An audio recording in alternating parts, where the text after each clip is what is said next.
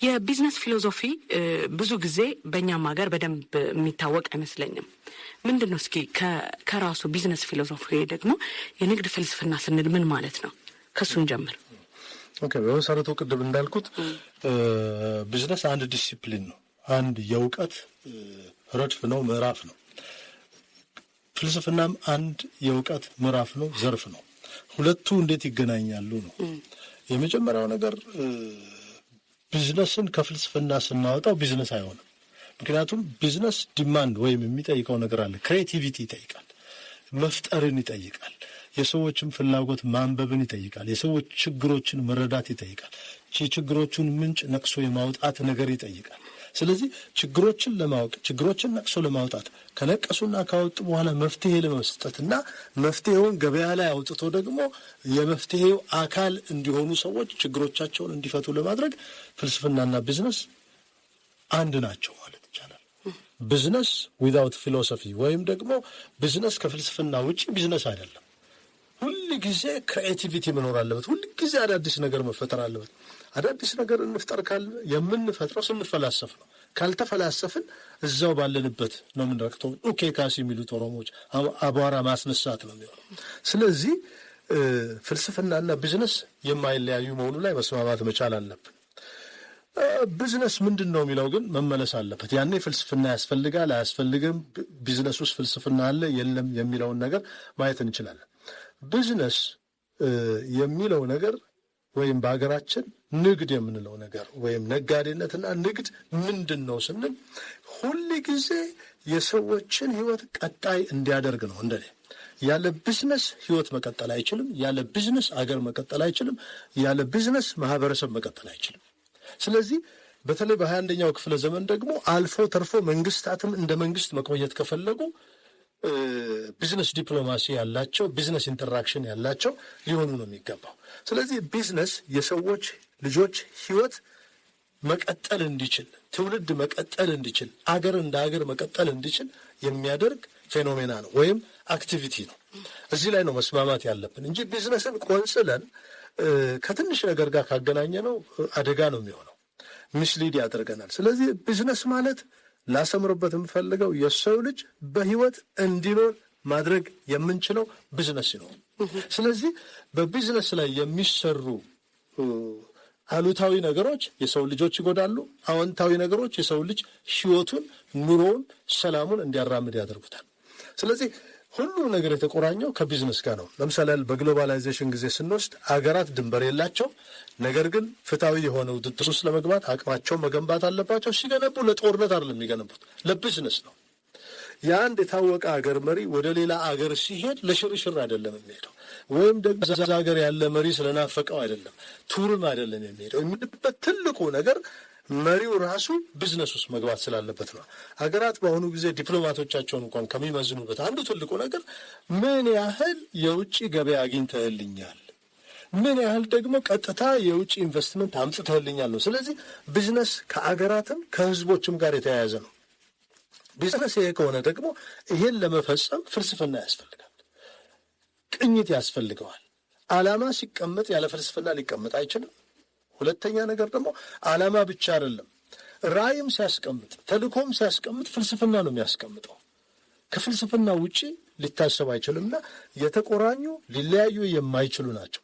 ለምሳሌ ቅድም ባነሳሽው ምሳሌ ላይ ይሄ ገጽታ ግንባታ በኩባንያዎች ላይ ሊሆን ይችላል፣ በሀገር ላይ ሊሆን ይችላል። ካለ ቢዝነስ ፊሎሶፊ ሊሆን አይችልም። ፍልስፍና መቀመጥ መቻል አለበት። የሰዎችን ልጆችን ግንዛቤ ሊያዳብር የሚችል የደንበኞችን ሊያዳብር የሚችል ግልጽ የሆነ ነገር መቀመጥ አለበት። ሰራተኞቻችንንም ደግሞ የጋራ አድርገን ተሳታፊ አድርገን ውጤታማ ለማድረግ የምንቃኝበት ፍልስፍና ያስፈልገናል። ፍልስፍና ከሌለን ተቋማዊ ባህል አይኖረንም። ተቋማዊ ባህላችን የሚያንጠለጥለው ፍልስፍናችን ላይ ነው። ለምሳሌ ረጅም ዓመታት ከ100 ዓመት በላይ የቆዩትን ስናይ በንግድ ውስጥ የቆዩ ትላልቅ ኩባንያዎች አሉ። የእነዚህ ጥናቶች የሚያሳዩት ምንድን ነው? እነዚህ ተቋማት ሊቆዩ የቻሉበት መሰረታዊ ጉዳይ ሁለት ነገር ነው። አንደኛው ግልጽ የሆነ ፐርፐዝ አላቸው። በገበያው የመጡበት ምክንያት ወይም የሚተገብሩት ፐርፐዝ አላቸው። ሁለተኛው ቫልዩ ወይም እሴት አላቸው። ሁለቱ ነገሮች ናቸው ተወዳዳሪም ለመሆን በቢዝነስ ውስጥም ረጅም ዓመት ለመቆየት ያስቻሏቸው። ይሄ ከሆነ ቫሊዩም ለማስቀመጥ ባህልም ይዞ ለመሄድ ተቋማዊ ባህል፣ አገራዊ ባህል ቢዝነሱን የሚያራምድ ካስፈለገ ፍልስፍና ያስፈልጋል ማለት ነው። እኔ አሁን ከመነሻው ማወቅ ፈለግኩኝ። ቢዝነስ አለ ብለን አሁን እያወራን እንገኛለን። ሰው ቢዝነስን እንዴት እንደጀመረው ማወቅ ይቻላል? ወይም ደግሞ እንደው ሰው ነጋዴ የሆነው ምንድን ነው? መጀመሪያ አካባቢ ላይ ትንሽ ሰው ካለ እርስ በርስ የንግድ ልውውጥ ወይም ደግሞ የንግድ ግንኙነት ላያስፈልገው ይችላል። መቼ ነው የጀመረው? እንደው ምን ሲያደርግ አሰበውስ? ወል ሁለት ነገሮች ናቸው። ከጥንትዮሽ ከጋርዮሽም ስራ ስንወጣ ሁለት ነገሮች ያስፈልጋል። የሰዎች ታለንት ወይም ስጦታ ብቃትና የሰዎች ፍላጎት ነው። ዝንባሌንም ታለንት ውስጥ ጨምረ ነው ማለት ነው። ዝንባሌን ታለንት ውስጥ ከጨመር ነው የሰዎች ፍላጎት ደግሞ ሰው ሲፈጠር ጀምሮ ፍላጎት አለው። ፍላጎቱ ደግሞ ወሰን የለውም። ስለዚህ በታለንቱ የሚሰራቸው ነገሮች በታለንቱ በችሎታው መጀመሪያ የራሱን ፍላጎት ለማርካት ነው የሰው ልጅ ሲታገል የነበር። የራሱን ፍላጎት ለማርካት እየሮጠ ነው። መብላት አለበት፣ መጠጣት አለበት። መሰረታዊ የሆኑ ፍላጎቶቹን ለማርካት ባለው መሳሪያ ባለው አቅም ተባብሮ ግዳይ መጣል ካለበት ግዳይ ጥሎ ራሱን ያረካል። ከዛ በኋላ ግን ፍላጎቶቹ እየጨመሩ ሲመጡ የውጭው ከባባዊ ሁኔታ ኤክስተርናል ኤንቫይሮንመንት ተጽዕኖ ለማምለጥ በሚሄድበት ጊዜ አንደኛ ከሱ ልምድና ክህሎት ውጪ ያለ ፍላጎት አለ። ሁለተኛ ነገር ደግሞ እሱ ጋር ያለ ትርፍ ነገር ይኖራል። ስለዚህ ሌላው ጋር የሌለውን ነገር እሱ ጋር ያለውን፣ እሱ ጋር የሌለውን ነገር ሌላው ጋር ያለውን ነገር መለዋወጥ ነው የጀመረው። ሰው ትርፍ ነገር አምርቷል፣ ሌላው ጋር የለም። ሌላው ጋር ያለው ደግሞ እሱ ጋር የለም እና ጉድለቱን ለመሙላት የሚሄድባቸው መንገዶች ናቸው። እነዚህ ወደ ንግድ ያመጡት ብዙ ጊዜ ባርተሪንግ የሚባለው ነው። መለዋወጥ ጀመሩ። ከዛ በኋላ ነው እንግዲህ የሰው ልጅ እየሰፋ ሲሄድ፣ እያደገ ሲሄድ፣ ፍላጎቱ እየጨመረ ሲሄድ፣ እየዘመነ ሲሄድ፣ እውቀቱ እየጨመረ ሲሄድ ምን እየሆነ ነው የመጣው? በቀጥታ እሱ ብቻውን የራሱን ፍላጎት ሊያረካ አለመቻሉን ተረዳ እና ከሰው ልጆች ፍላጎት ጋር ነው የተጀመረው። ንግድ ሲጀምር ከሰው ልጆች ፍላጎት ጋር። ሰው ያለ ፍላጎት አልተፈጠረም። አሁን ዘመነኛው ሰው ብቻ አይደለም ፍላጎት ያለው፣ የጥንቱም ሰው ፍላጎት ነበረው። መሰረታዊ ፍላጎት አሉት። እነዚህም ፍላጎቶች ለማርካት ለምሳሌ ሁለት ሰዎች ለግዳይ ቢወጡ አንደኛው ቢቀናውና ግዳይ ቢጥል የጣለውን እንስሳ ይሄኛው እስከፈለገ ድረስ የሚሰጥበት አግባብ ይኖራል። በወቅቱ እነሱ የሚግባቡበት ባለዕዳ አድርጎ ሊሰጠው ይችላል። ሌላ ጊዜ ደግሞ እሱ ግዳይ ሲጥል ደግሞ ለዚህኛው ሊሰጠው ይችላልና በዛው መሰረታዊ ፍላጎትን ለማርካት የሰው ልጅ በሚያደርገው እንቅስቃሴ ውስጥ ነው ንግድ ተጀመረ ብዬ እማምነው የምፈላሰፈው። ለምሳሌ በድሮ ጊዜ ሰው ሁሉ ነገር አለው ብዬ አምናለሁ። እንዳሁኑ እንደዚህ የህዝብ ቁጥር ከመብዛቱ በፊት አሁን ነው ብዙ የሆን ነው እና አሁን ይመስለኛል ሁሉም ነገር እንደዚህ ለግል እየሆነ የመጣው እና በፊት ላይ ግን ለምሳሌ በአንድ አካባቢ ላይ ትንሽ ሰው የሚኖር ይመስለኛል። ያኔ ደግሞ ሪሶርስ እንደፈለገ መያዝ ይችላል። ስለዚህ አሁን ሰው ሸጠ የምንለው ወይም ደግሞ ወደ ቢዝነስ ዓለም ይዞ ገባ የምንለው ጉልበቱን፣ ማንነቱን፣ እውቀቱን ነው። ለእኔ ብሎ ያስቀመጣት ሌላ ነገር አለ። ይህ ነገር ወደ ደመነፍስ ሊወስደን ይችላል። ወደ ማይታየው ማንነታችን ሊወስደን ይችላል። ከቁሳዊ ማንነት በላይ ማንኛውም እንግዲህ አሁን ወደ ሰው ልጅ ተፈጥሮ ነው ልንወጣ የሚገባ። እንደኔ እምነትና ፍልስፍና ሰው ትራይኮቶሚ ነው ወይም ደግሞ 3 አካል አለው ብዬ አምናለሁ እና 2 አካል አለው የሚሉ ዳይኮቶሚስቶች አሉ። ግን እኔ ትራይኮቶሚስት ነኝ። 2 አካል አለ፣ 2 አካል አለው፣ የሚታይና የማይታይ። ትራይኮቶሚስቶች ግን 3 አካል አለው፣ የሚታይ አንዱ ነው፣ 2ቱ ግን የማይታዩ ናቸው። የመጀመሪያው አካሉ ነው። አካሉ በራሱ የሚፈልገው ፍላጎት አለ። አካሉ ቅድም እንዳለው መልበስ ይፈልጋል፣ መብላት ይፈልጋል፣ ማረፍ መጠለል ይፈልጋል። እነዚህ አካላዊ ፍላጎት የምንላቸው ዝርዝሮቹ ያስፈልጉታል። ሁለተኛው ሰው ስነ ልቦናዊ ፍጡር ነው ወይም ሳይኪክ ነው። ስነ ልቦናዊ ፍጡር ከሆነ ደግሞ ማፍቀር ይፈልጋል፣ መፈቀር ይፈልጋል፣ መፈለግ ይፈልጋል፣ መፈለግ ይፈልጋል፣ እውቅና እንዲሰጠው ይፈልጋል፣ እውቅና መስጠት ይፈልጋል። እውቅና እንዲሰጥ እንኳን ሲጋበዝ ስነ ልቦናዊ ነው። ስለዚህ ሰው ስነ ልቦናዊ ፍላጎት አለው። ሶስተኛው ሰው መንፈስ አለው እና ያመልካል። በተሰጠው ነጻነት ትክክል ነው ብሎ የሚያምነውን እምነት ያመልካል።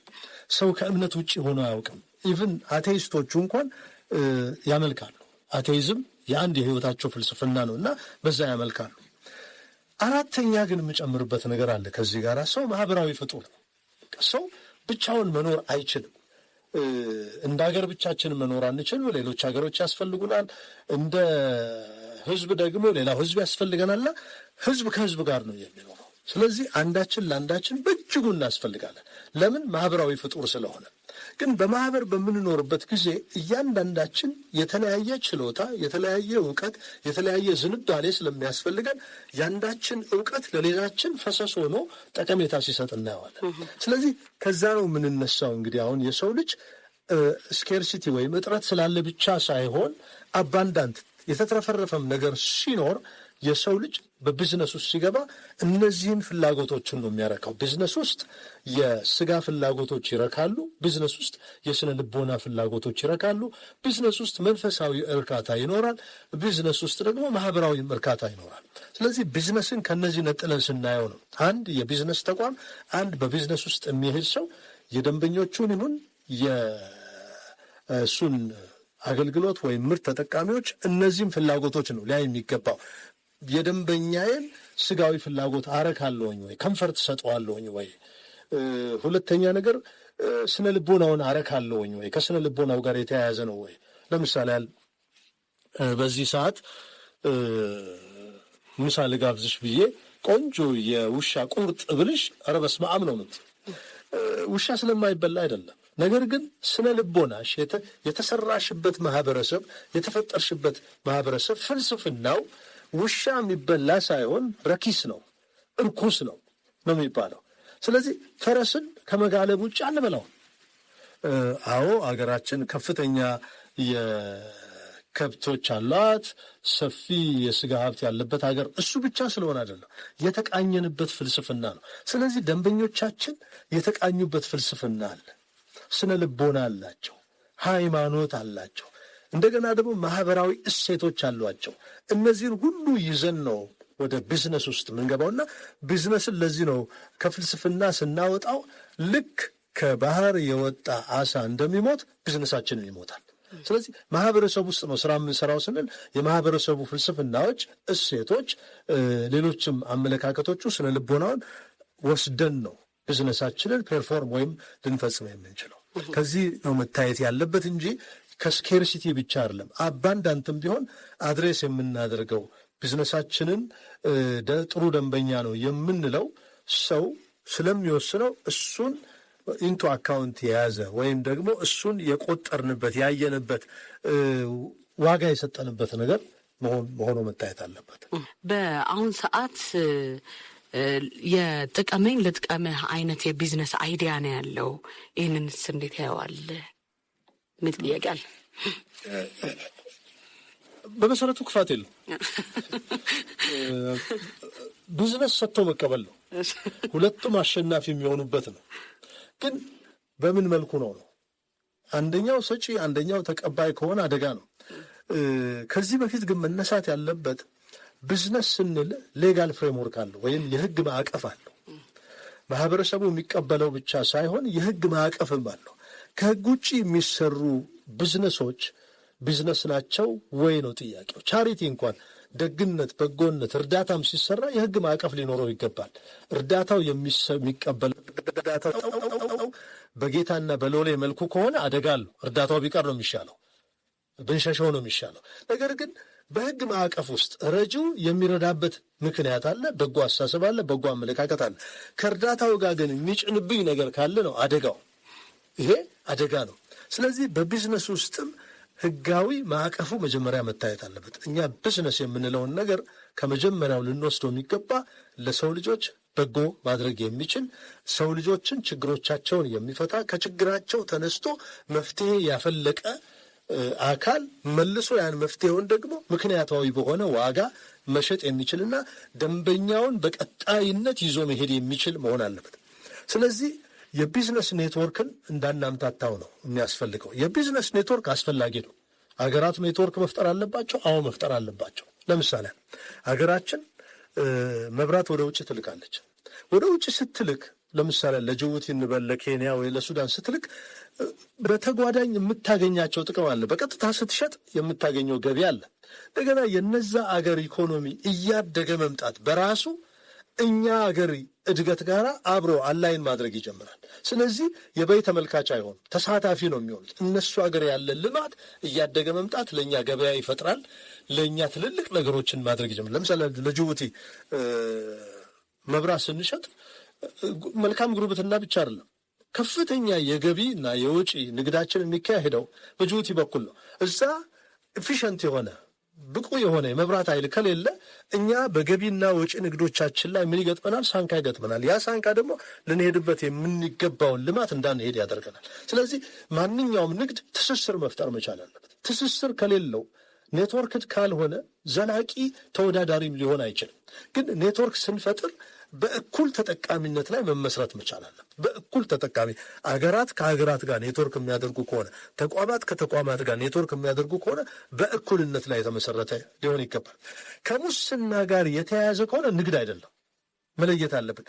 ንግድ በሕግ ማዕቀፍ ውስጥ የሚሄድ ደንበኛውን ማዕከል ያደረገ የደንበኛውን ደህንነትና ጥቅም የሚጠብቅ ደንበኛውን በማስደሰት የሚገኝ የአእምሮ ብቻ ሳይሆን የስነ ልቦና ብቻ ሳይሆን ጥሩ የማህበራዊ ግንኙነት ሳይሆን ኢኮኖሚክ ቤኔፊትም ኢኮኖሚያዊ ተጠቃሚነትም ስላለው ነው። ከዛ ውጭ ግን የሚሆነው ነገር ንግድ አይደለም፣ ወንጀል ወይም ውንብድና ነው የሚሆነው።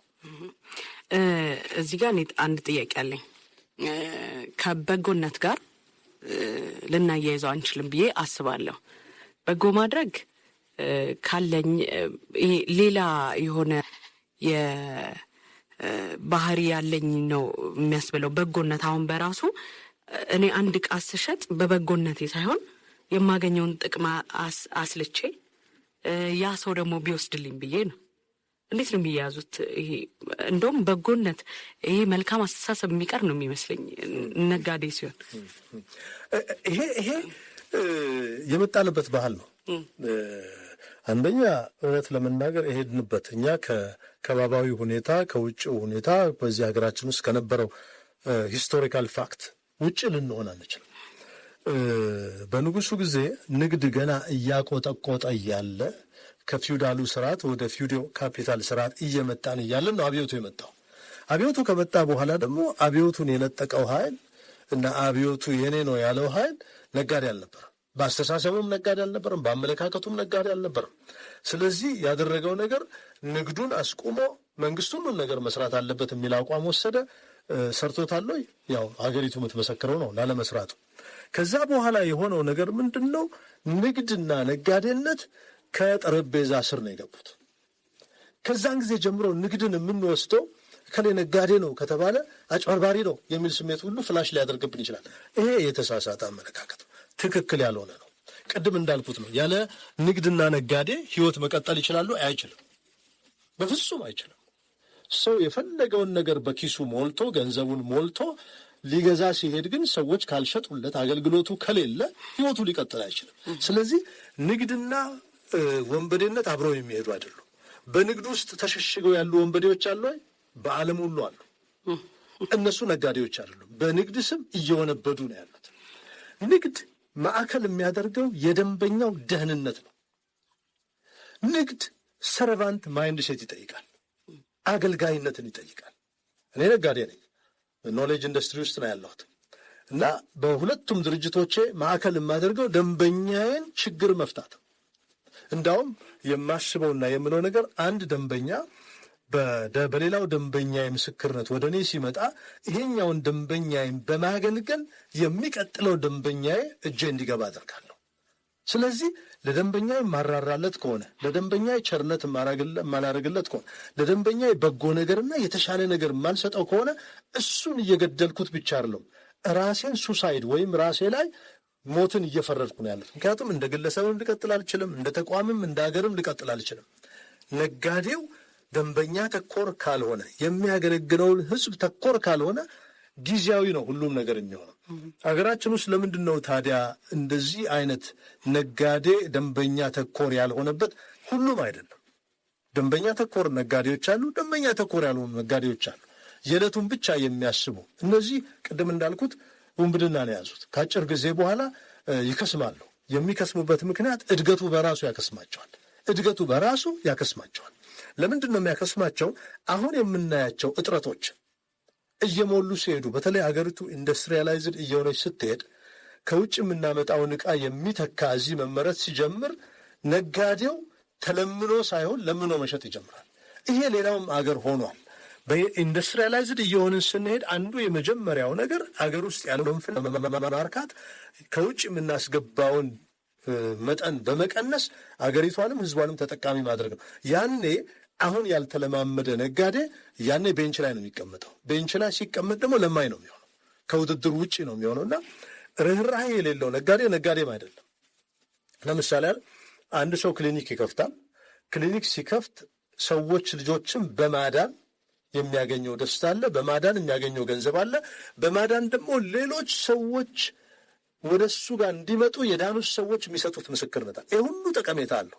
ነገር ግን ወደ እሱ ሲመጡ አሁንም በዶክተርነቱ የሚመጻደቅ ከሆነ፣ አሁንም ፊቱን አጨጉጎ የሚቀበል ከሆነ፣ አሁንም ደግሞ ስቴቶስኮፑን አድርጎ ቀደም ብሎ በበሽተኞቹ መካከል የሚመጻደቅ ባህሪ አሳይቶ ከሆነ፣ ወደ ግሉም ስራ ሲመጣ ያን የሚያደርግ ከሆነ የጊዜ ጉዳይ ነው። ወደ እሱ የሚሄድ ሰው ይጠፋል፣ ይቀንሳል፣ እሱም ከቢዝነስ ይወጣል። እና ያለ ርኅራኄ ቢዝነስ ልንሰራ አንችልም። ያለ ቸርነት ቢዝነስ ልንሰራ አንችልም። ደንበኛችን ርኅራኄና ቸርነት ከፊታችን ሁሉ መነበብ አለበት። ከፊታችን ነጋዴ ኤክስትራ ማይል መሄድ አለበት። ትርፍ መንገድ መሄድ መቻል አለበት። ትርፍ መንገድ የሚሄድ ካልሆነ በንግድ ውስጥ መቆየት አይችልም። አሁን ያለው ሁኔታ ጥሩን ነጋዴና መጥፎን ነጋዴ የምንለይበት አይደለም። እነዚህ ግን አይ ቲንክ በሚቀጥሉት 2-5 ዓመታቶች አገሪቱ የምታካሄደው ልማት በአጭር ጊዜ ውስጥ ተወዳዳሪው ብቻ ፍንትው እያለ ደንበኛ ተኮር ብቻ ያለው ፍንትው እያለ ይወጣል፣ ሌላው እየተራገፈ ይሄዳል። ስለዚህ ርኅራኄና ቸርነት ከአንድ ቢዝነስማን የሚጠበቁ ናቸው። ከቢዝነስ ባርነት አሁን ቢዝነስ ይጀምሩና አንዳንድ ሰዎች በዛው በቢዝነስ ባርነት ውስጥ ወይ ደግሞ በቢዝነስ ጥላ ውስጥ ይሄዳሉ። እንዴት ነው እንደው መውጣት የሚችሉት? ጌታ ያደርጉታል ማለት ነው። ራስነትም ይጠፋል በዛ ውስጥ። ወል ቢዝነስ አንድ ጌም ነው፣ በራሱ አንድ ጨዋታ ነው። በጨዋታ ውስጥ ደግሞ ብዙ ተጫዋቾች አሉ። ጨዋታውን ከጀርባ የሚያግዙ ኃይሎች አሉ። ጨዋታውን የሚያጫውት የሕግ አካል አለ። ጨዋታው የራሱ መጀመሪያና መጨረሻ አለው።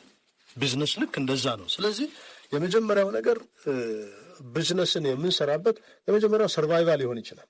ማንኛውም ቢዝነስ ሲጀምር እንዴት አድርጌ ነው የምኖረው? ለመኖር እንጀምረዋለን።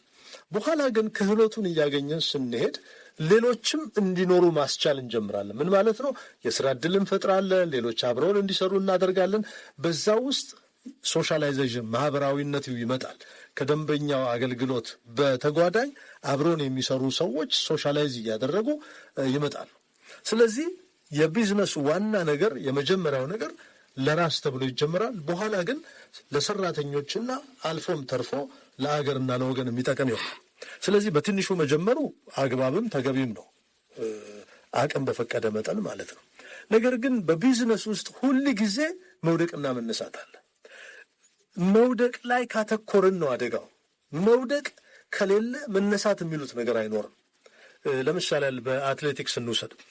አንድ የአትሌቲክስ ሯጭ የሚችለውን ልምምድ አድርጎ ወደ ውድድር ገባ። በውድድር ሲገባ የዛለታ እኔ ተሸነፈ አልልም። ኡራ ቢወጣ መጨረሻ ቢወጣ ተሸነፈ አልልም። ተቀደመ ነው ምለው። ተሸነፈ ምለው በማግስቱ ተነስቶ ያለውን ልምምድ መስራት ሲያቆም ተሸንፏል። የዛለታ ግን ተቀደመ ነው። በቢዝነስ ውስጥ መቅደምም መቀደምም አለ። በህይወት ውስጥ መቅደምም መቀደምም አለ። ስለዚህ ስንቀደም ተሸነፍን ብለን ለምን እንወስዳለን? ለምንድን ነው የተቀደምኩት? ይሄ ሰውዬ የተለየ ነገር ምን ሰርቶ ነው